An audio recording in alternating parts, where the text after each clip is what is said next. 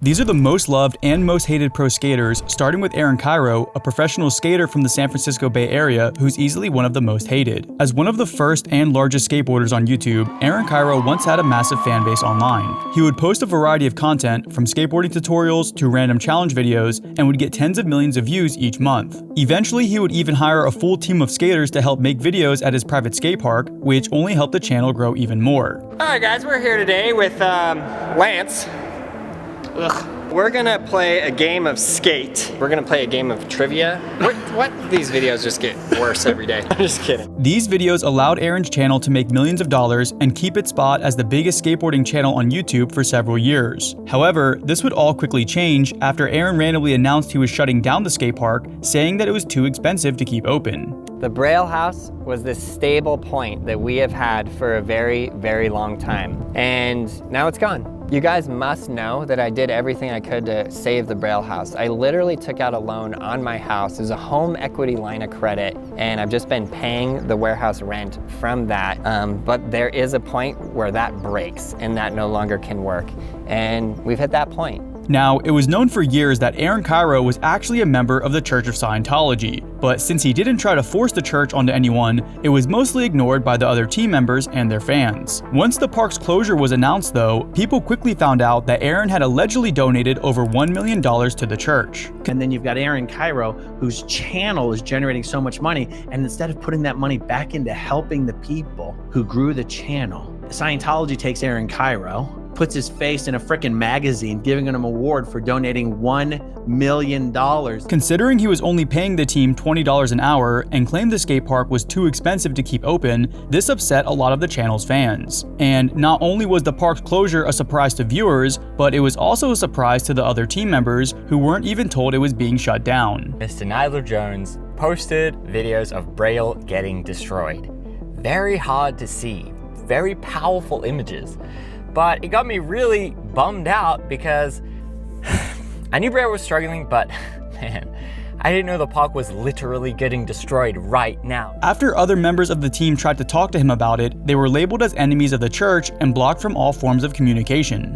What this is about is on Instagram, Braille Skateboarding and Aaron Cairo both blocked me, Ricky Glaza, on Instagram. This caused a massive wave of backlash, with Aaron's channel losing over 100,000 subscribers and his average views dropping down to just a few thousand views per video. The fact that Braille was practically run by Scientologists, while the skaters, who did almost all of the work, were given peanuts, is proof that Braille had one goal: to fund an evil cult. Aaron was never sincere when he said he did all of this out of his love for skateboarding. He used skateboarding, as well as the people he called his friends, to make Scientology a lot of money. But a skater who never cared about the money is Rodney Mullen, who's easily one of the richest skateboarders in the world and also one of the most humble. Widely viewed as one of the top 10 greatest skateboarders of all time, Rodney Mullen is known for inventing a few of the tricks that people still do today. You're credited with inventing the flat ground ollie. Yeah. I did not realize that.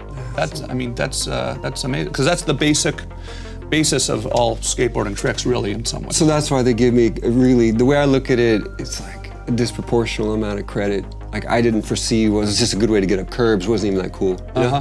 And then freestyle phases out, then suddenly, oh my gosh, look what you did was so important. I'm like, I appreciate that, but I was just doing my thing. That's how I feel about it.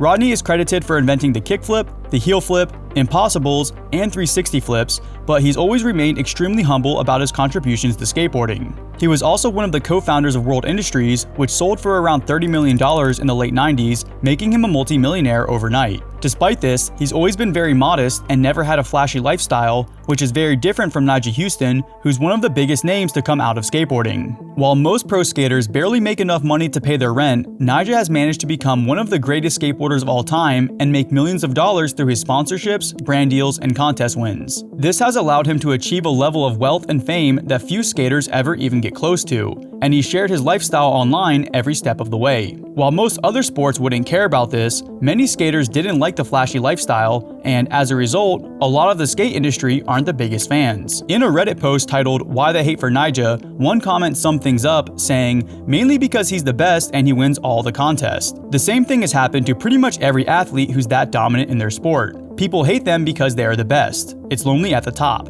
He's also rich and a party boy. Some people don't like that, but I don't care. I'll still watch all his parts. Although some people do have more legitimate reasons for not liking Nyjah, simply being at the top is something that always causes a lot of hate, which is exactly what happened to Tony Hawk for several years. While Tony Hawk is often considered one of the most loved skateboarders of all time, for the first decade of his career, he was actually one of the most hated. Because when I was a kid, I was doing this outcast activity, right? So I was already not cool in school. And then I started skating, and I was like a scrawny little kid with a really sort of what they call robotic style because I was focusing on tricks. So I was getting made fun of in the skate world. So I was like an outcast in this outcast activity, and it was really isolating. However, after going broke during the 90s and being forced to do skate demos in parking lots for money, Tony's career would eventually regain momentum. In the late 90s, he got a video game deal that ended up being one of the most popular franchises of all time, making him a household name overnight. Tony Hawk, Tony Hawk, Tony Hawk, Tony Hawk. Kids these days might not know about it, but in the early 2000s, Tony Hawk's Pro Skater was one of the biggest video games in the world. This sparked an entire new wave for his career,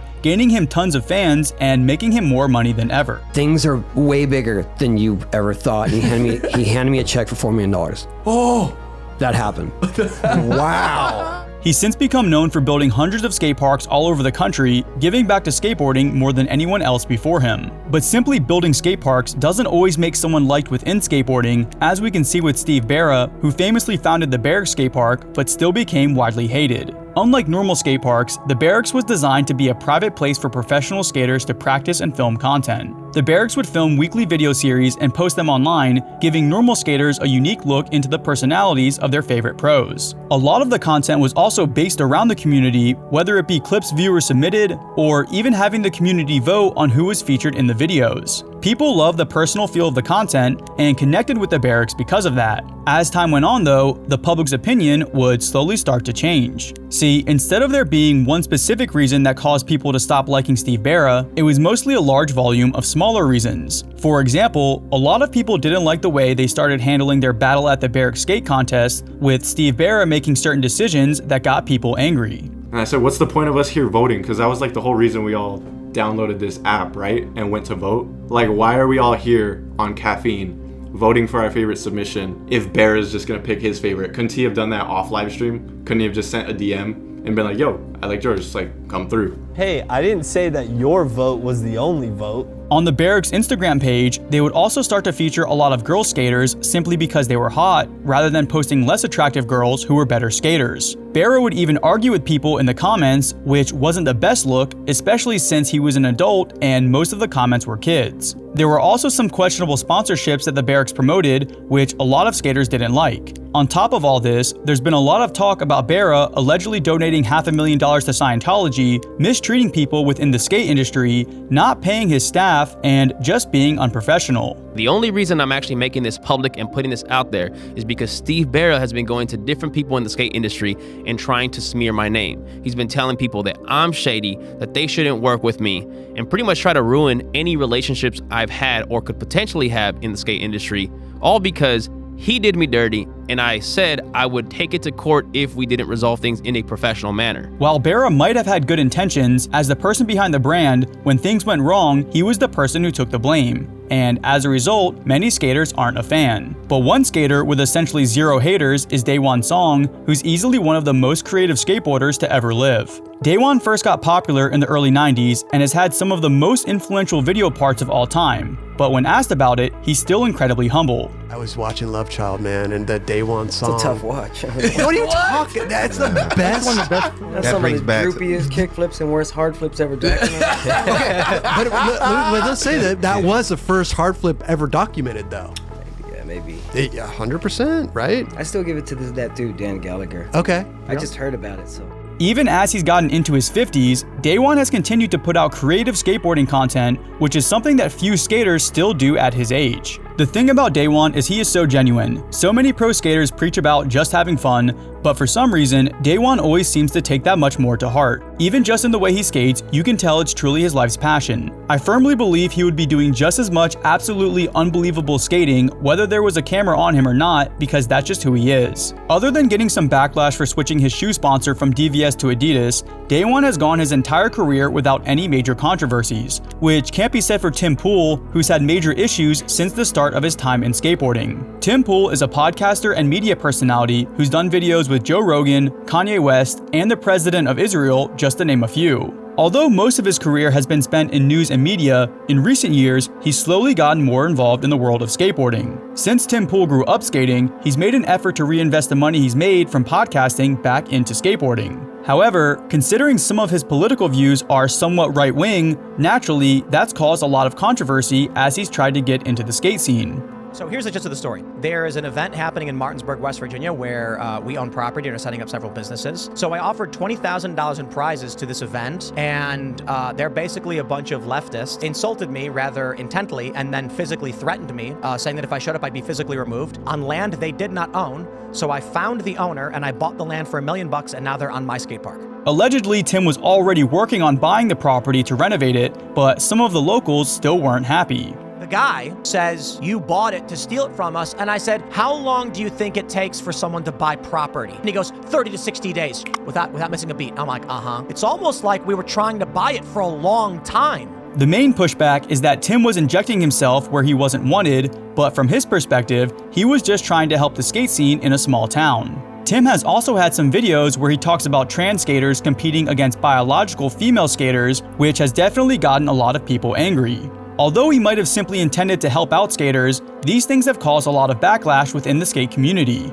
But just because someone gets a lot of backlash doesn't mean that they still don't have fans, with Rob Dyrdek being a great example of this. Rob Dyrdek started off as a pro skater in the late 90s before becoming a reality TV star and business owner. After getting his first show, a lot of the core skate community didn't like him. They thought he was a sellout, corny, and obnoxious. The thing is, the show also brought in a ton of new skaters, and people who were just starting out or only skated casually quickly became huge fans. His first TV show with his best friend Big Black became incredibly popular and led to several other TV shows as time went on. This allowed Rob to make millions of dollars from his sponsors and begin to start his own companies. You gotta think I did Chevy deals, Microsoft deals, Carl's Jr. deals. I just did all these mega deals and integrated it into that show. So I was making millions. We're living in the future. Then I was like making millions off of all my product and board sales and all of that stuff, like by seeing it through a business lens ahead of time, and how could I maximize it? For example, he founded Street League Skateboarding, Momentous Supplements,